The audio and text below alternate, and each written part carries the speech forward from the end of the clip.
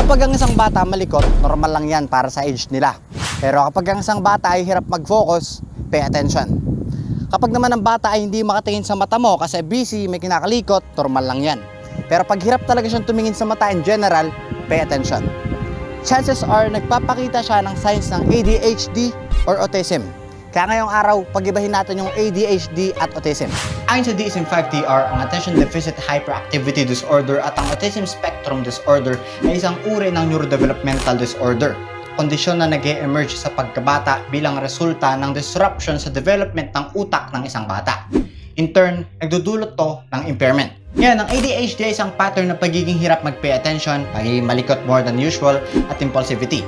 Ang inattention ay nag-involve ng 6 or more sa careless mistakes, hirap sa pag-focus, hirap sa pakikinig, hirap sa pagsunod sa instructions, hirap sa pag-organize, hirap sa activities na kailangan ng mental effort, pagiging limot-limot.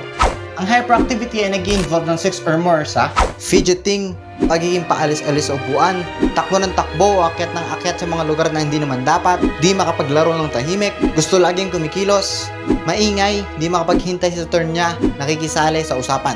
Ngayon, ang autism ay isang persistent na kakulangan ng social communication at interaction o pagkakaroon ng limitado o paulit-ulit na patterns ng behaviors, gawain, or interests. Para masabi na may deficit, pwedeng sila ay hirap mag-reciprocate, kunyari back and forth conversation. Hirap sa non-verbal cues, kunyari hindi makatingin sa mata.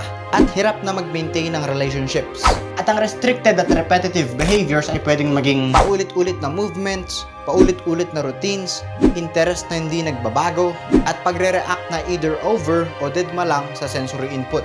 Hindi lang sa ADHD or Autism Month dapat maging aware tungkol sa ADHD at autism.